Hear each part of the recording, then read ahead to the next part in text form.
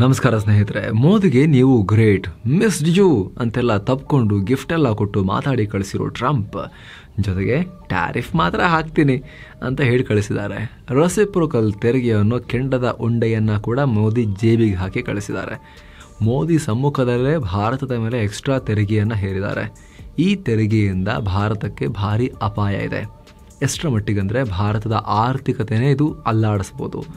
Economy ಬೂಸ್ಟ್ ಆಗಲಿ ಅಂತ ಬಜೆಟ್ನಲ್ಲಿ ಕೇಂದ್ರ ಸರ್ಕಾರ ಟ್ಯಾಕ್ಸ್ ರಿಬೇಟ್ ಕೊಟ್ಟಿದ್ದು, ಅದಾದಮೇಲೆ RBI ಇಂಟ್ರೆಸ್ಟ್ ರೇಟ್ ಕಮ್ಮಿ ಮಾಡಿದ್ದು, ಬಡ್ಡಿ ದರವನ್ನು ಎಲ್ಲ ವೇಸ್ಟ್ ಆಗ್ಬೋದು ಟ್ರಂಪ್ ಮೋದಿ ಜೇಬಿಗೆ ಹಾಕಿ ಕಳಿಸಿರೋ ಈ ಟ್ಯಾರಿಫ್ ಕೆಂಡದುಂಡೆಯಿಂದ. ಹಾಗಿದ್ರೆ ಏನಿದು ರೆಸಿಪ್ರೋಕಲ್ ತೆರಿಗೆ? ಇದರಿಂದ ಭಾರತಕ್ಕೆ ಯಾಕೆ ಅಪಾಯ? ಭಾರತದ ಎಕಾನಮಿಗೆ ಟ್ರಂಪ್ ಯಾವ ರೀತಿ ಏಟ್ ಕೊಡ್ತಾ ಇದ್ದಾರೆ? ಎಲ್ಲವನ್ನ ಈ ವಿಡಿಯೋದಲ್ಲಿ ತಿಳ್ಕೊಳ್ತಾ ಹೋಗೋಣ. ಏನಿದು ರೆಸಿಪ್ರೋಕಲ್ ಟ್ಯಾರಿಫ್? ಸ್ನೇಹಿತರೆ, ಟ್ರೇಡ್ ಭಾಷೆಯಲ್ಲಿ ಯಾವುದೇ ಒಂದು ದೇಶ ತಾನು ಆಮದು ಮಾಡಿಕೊಳ್ಳೋ ವಸ್ತುಗಳಿಗೆ ತೆರಿಗೆ ಹಾಕಿದ್ರೆ ಅದನ್ನು ಟ್ಯಾರಿಫ್ ಅಥವಾ ಸುಂಕ ಅಂತಾರೆ. ಉದಾಹರಣೆಗೆ ನಾವು ವಿದೇಶಗಳಿಂದ ತರಿಸ್ಕೊಂಡಾಗ ಕಸ್ಟಮ್ಸ್ ಡ್ಯೂಟಿ ಅಂತ ಹಾಕ್ತೀವಲ್ಲ, ಅದೇ ರೀತಿ ಅಮೆರಿಕನ್ಸ್ ಅದನ್ನು ಟ್ಯಾರಿಫ್ ಅಂತಾರೆ. ಉದಾಹರಣೆಗೆ ಅಮೆರಿಕದ ಪ್ರಜೆಯೊಬ್ಬ ಬ್ರೆಜಿಲ್ನಲ್ಲಿ ತಯಾರಾದ ಕಾರನ್ನು ಖರೀದಿ ಮಾಡಿದ್ರೆ ಅಮೆರಿಕ ಆ ಕಾರ್ ಮೇಲೆ 10% ಟ್ಯಾರಿಫ್ ಹಾಕುತ್ತೆ.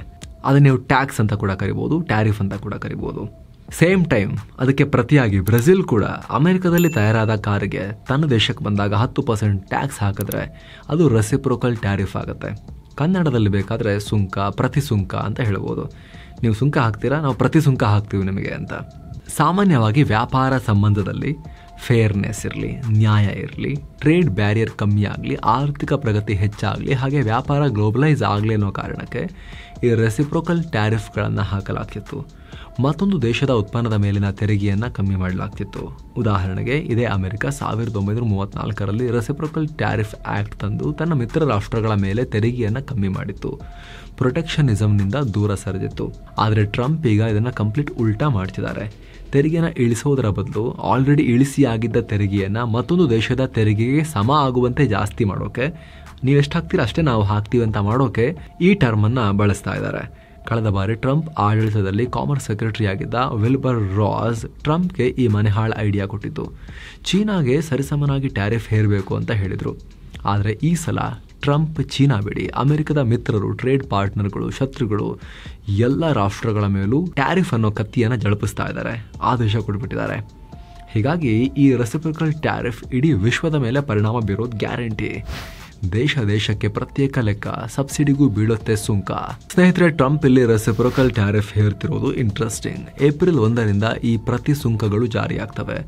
ಈಗ ಆಲ್ರೆಡಿ ಅಮೆರಿಕದ ಟ್ರೇಡ್ ಆಫೀಸರ್ಗಳಿಗೆ ದೇಶವಾರು ಸ್ಪೆಸಿಫಿಕ್ ಆಗಿ ಟ್ಯಾರಿಫ್ ರೆಡಿ ಮಾಡಿ ಅಂತ ಹೇಳಿ ಟ್ರಂಪ್ ಮೆಮೊ ಕಳಿಸಿದ್ದಾರೆ. ಆದರೆ ಇಲ್ಲಿ ಕೇವಲ ಯಾವ ದೇಶ ಎಷ್ಟು ತೆರಿಗೆ ಹಾಕ್ತಾ ಇದೆ, ನಾವು ವಾಪಸ್ ಅಷ್ಟೇ ತೆರಿಗೆ ಹಾಕಬೇಕು ಅನ್ನೋದು ಮಾತ್ರ ಇಲ್ಲ. ಟ್ರಂಪ್ ಇನ್ನೂ ಒಂದು ಹೆಜ್ಜೆ ಮುಂದೆ ಹೋಗಿ ನಾನ್ ಟ್ಯಾರಿಫ್ ಬ್ಯಾರಿಯರ್ಗಳನ್ನು ಕೂಡ ಲೆಕ್ಕ ಹಾಕ್ಕೊಂಡು ರೆಸಿಪ್ರೋಕಲ್ ತೆರಿಗೆ ಹಾಕಿ ಅಂತ ಹೇಳಿದ್ದಾರೆ. ಅಂದರೆ ವ್ಯಾಟ್, ಸಬ್ಸಿಡಿ, ಈ ಥರ ಉತ್ಪಾದನೆಗೆ, ಎಕ್ಸ್ಪೋರ್ಟ್ಗೆ ನೆರವಾಗುವಂಥ ಏನೇ ಕ್ರಮವನ್ನು ಆ ರಾಷ್ಟ್ರ ತಗೊಂಡಿದ್ರೂ ಕೂಡ ಅದನ್ನು ಸೇರಿಸಿ, ಎಕ್ಸ್ಚೇಂಜ್ ರೇಟ್ನಲ್ಲಿ ಆಟ ಆಡಿದರೆ ಅದನ್ನೂ ಸೇರಿಸಿ, ಒಟ್ಟಿನಲ್ಲಿ ಅಮೆರಿಕದ ಉತ್ಪನ್ನಗಳ ಜೊತೆಗೆ ಕಾಂಪೀಟ್ ಮಾಡುವಾಗ ಏನೆಲ್ಲ ಗಣನೆಗೆ ಬರುತ್ತೋ ಅದೆಲ್ಲವನ್ನು ಸೇರಿಸಿ ರೆಸಿಪ್ರೋಕಲ್ ಟ್ಯಾರಿಫ್ ಹಾಕಿ, ಲೆಕ್ಕ ಹಾಕ್ಕೊಂಡು ಹಾಕಿ ಅಂತ ಹೇಳಿದಾರಂತೆ. ಏನಿದು? ಉದಾಹರಣೆಗೆ ಭಾರತ ಅಮೆರಿಕದ ಕಾರ್ಗಳ ಮೇಲೆ 100% ಟ್ಯಾಕ್ಸ್ ಹಾಕೋದಲ್ಲದೆ ಭಾರತದಲ್ಲಿ ದೇಸಿ ಕಾರ್ ತಯಾರಕ ಕಂಪನಿಗಳಿಗೆ ಸಬ್ಸಿಡಿ ಕೊಡುತ್ತೆ. ಸೊ ಟ್ರಂಪ್ ಈಗ ಈ ಸಬ್ಸಿಡಿಯನ್ನು ಕೂಡ ಲೆಕ್ಕಕ್ಕೆ ತಗೊಂಡು ಟ್ಯಾರಿಫ್ ಜಡೀರಿ ಅಂತ ಹೇಳಿದ್ದಾರೆ. ಅದರ ಅರ್ಥ ಅಮೆರಿಕ ಭಾರತದ ಕಾರುಗಳ ಮೇಲೆ 100%ಗಿಂತಲೂ ಜಾಸ್ತಿ ಟ್ಯಾರಿಫ್ ಹಾಕಬಹುದು. ಅಲ್ಲದೆ ಟ್ರಂಪ್ ಸೆಕ್ಟರ್ ಸ್ಪೆಸಿಫಿಕ್ ಅಥವಾ ಇಂಡಿವಿಜುವಲ್ ಪ್ರಾಡಕ್ಟ್ ಸ್ಪೆಸಿಫಿಕ್ ಟ್ಯಾರಿಫ್ ಹಾಕಬೇಕಾದ್ರೆ ಹಂಗೂ ಮಾಡಿ ಅಂತ ಹೇಳಿದಾರಂತೆ. ಹೀಗಾಗಿದು ಇಡೀ ವಿಶ್ವ ವ್ಯಾಪಾರದ ಮೇಲೆ ಪರಿಣಾಮ ಬೀರುತ್ತೆ, ಗ್ಲೋಬಲ್ ಟ್ರೇಡ್ನ ಧ್ವಂಸ ಮಾಡುತ್ತೆ. ಹಾಗಿದ್ರೆ ಟ್ರಂಪ್ ಹೀಗೆ ಯಾಕೆ ಮಾಡ್ತಿದ್ದಾರೆ ಅಂತ ಕೇಳಿದ್ರೆ, ಟ್ರೇಡ್ ಡೆಫಿಸಿಟ್ ಭೂತ. ಟ್ರಂಪ್ ಮೈಯಲ್ಲಿ ಈ ಥರ ಟ್ಯಾರಿಫ್ ಭೂತ ಕೂದಿರೋದಕ್ಕೆ ಮುಖ್ಯ ಕಾರಣ ಅಮೆರಿಕದ ಟ್ರೇಡ್ ಡೆಫಿಸಿಟ್. 70ರ ದಶಕದಿಂದ ಅಮೆರಿಕ ಇಡೀ ವಿಶ್ವದೊಂದಿಗೆ ಟ್ರೇಡ್ ಡೆಫಿಸಿಟ್ನಲ್ಲಿದೆ.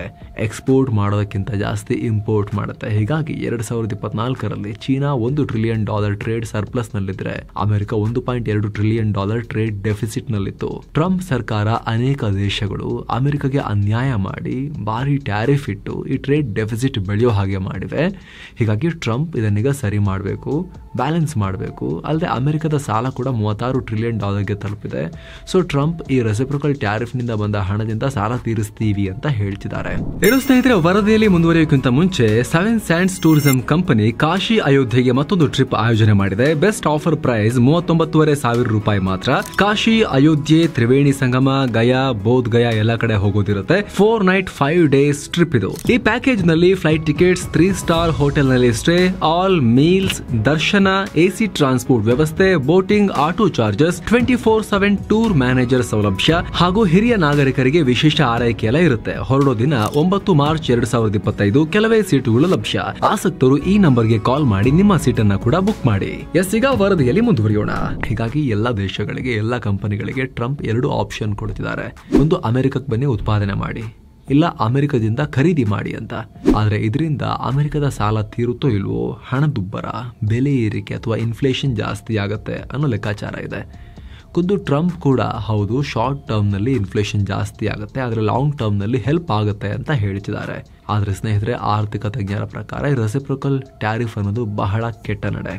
ಅದರಲ್ಲೂ ಭಾರತದಂತಹ ರಾಷ್ಟ್ರಕ್ಕೆ ಭಾರಿ ಹೊಡೆತ ಕೊಡುತ್ತೆ. ಸರಾಸರಿ ಸುಂಕದ ಸಂಕಷ್ಟ, ಟ್ರಂಪ್ ಥಿಂಕಿಂಗ್ ಮೇಲೆ ಭಾರತದ ಎಫೆಕ್ಟ್ ನಿರ್ಧಾರ. ಸ್ನೇಹಿತರೆ, ಈ ರೆಸಿಪ್ರೋಕಲ್ ಟ್ಯಾರಿಫ್ ನಿಂದ ಭಾರತಕ್ಕೆ ಹೆಚ್ಚು ಪೆಟ್ಟು ಬೀಳುತ್ತೆ.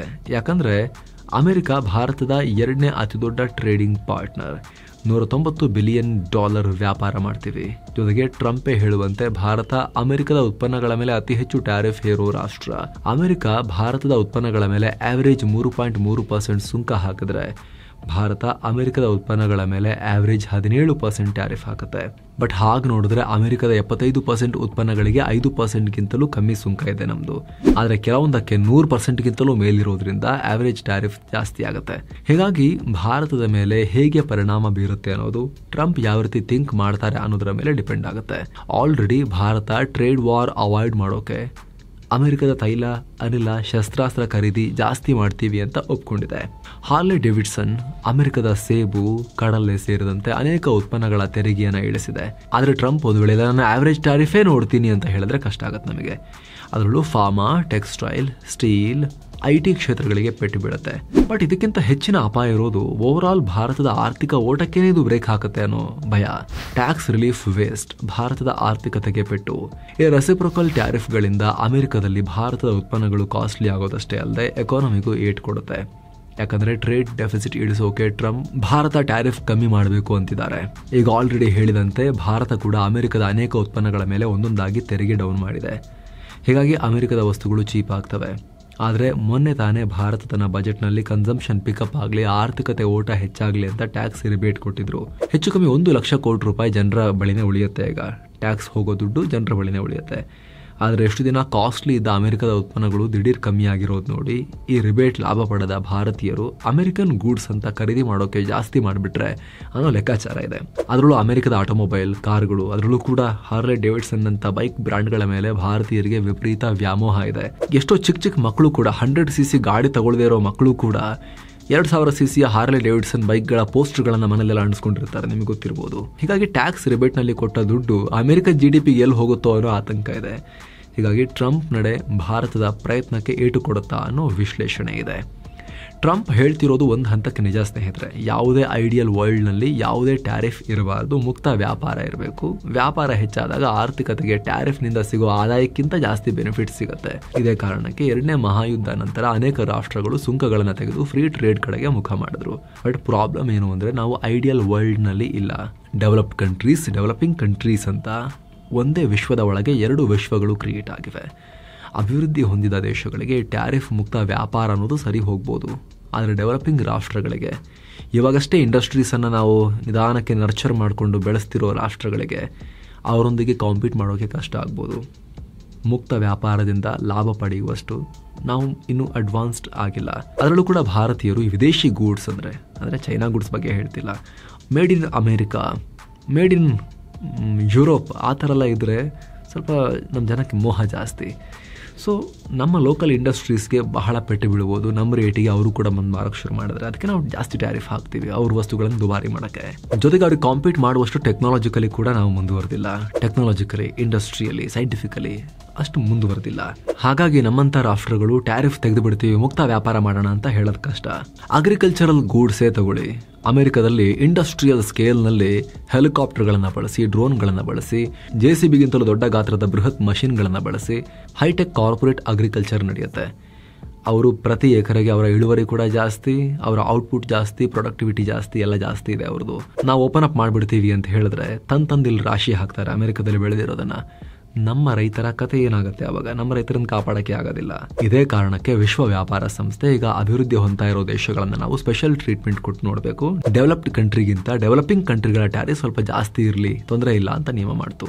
ಆದ್ರೆ ಟ್ರಂಪ್ ಈಗ ಆ ಮೂಲ ಬೇಲಿಯನ್ನೇ ಮುರಿದು ನುಗ್ತೀನಿ ಅಂತ ಹೇಳಿ ಹೋರಿತರ ಗರ್ಜಿಸ್ತಾ ಹೋಗ್ತಾ ಇದ್ದಾರೆ. ಟ್ರಂಪ್ ಟ್ಯಾರಿಫ್ ಅಂತ ಆರ್ಬಿಟಿಸ್ತಾ ಇದ್ದಾರೆ. ಆದ್ರೆ ಟ್ರಂಪ್ಗೆ ಇದು ಬಹಳ ಸುಲಭ ಇಲ್ಲ. ಆಗ್ಲೇ ಹೇಳಿದ ಹಾಗೆ ಅಮೆರಿಕದಲ್ಲಿ ಬೆಲೆ ಏರಿಕೆ ಆಗುತ್ತೆ, ಅವರು ಕೂಡ ಒಪ್ಕೊಂಡಿದ್ದಾರೆ. ಶಾರ್ಟ್ ಟರ್ಮ್ನಲ್ಲಿ ಆಗುತ್ತೆ, ಆಮೇಲೆ ಸರಿಯಾಗುತ್ತೆ ಅಂತ ಹೇಳಿ.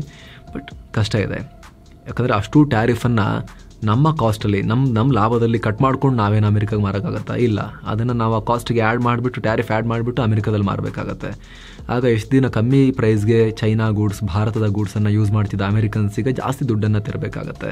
ಓಕೆ, ಇದು ಶಾರ್ಟ್ ಟರ್ಮ್ನಲ್ಲಿ. ಲಾಂಗ್ ಟರ್ಮ್ನಲ್ಲಿ ಟ್ಯಾರಿಫ್ ಹೊಡ್ತಾ ತಡಲಿಕ್ಕಾಗದೆ ಅವ್ರು ಇಲ್ಲಿ ಬಂದು ಮ್ಯಾನುಫ್ಯಾಕ್ಚರ್ ಮಾಡ್ತಾರೆ ಅಂತ ಟ್ರಂಪ್ ಲೆಕ್ಕಾಚಾರದಲ್ಲಿರ್ಬೋದು. ಅಲ್ಲಿ ಬಂದು ಮ್ಯಾನುಫ್ಯಾಕ್ಚರ್ ಮಾಡೋಕ್ಕೆ ಭಾರತದಲ್ಲಿ, ಚೈನಾದಲ್ಲಿ ಮ್ಯಾನುಫ್ಯಾಕ್ಚರ್ ಮಾಡಿದಷ್ಟು ಕಮ್ಮಿ ಕಾಸ್ಟ್ನಲ್ಲಿ ಅಮೆರಿಕಾದಲ್ಲಿ ಮಾಡೋಕ್ಕಾಗತ್ತಾ?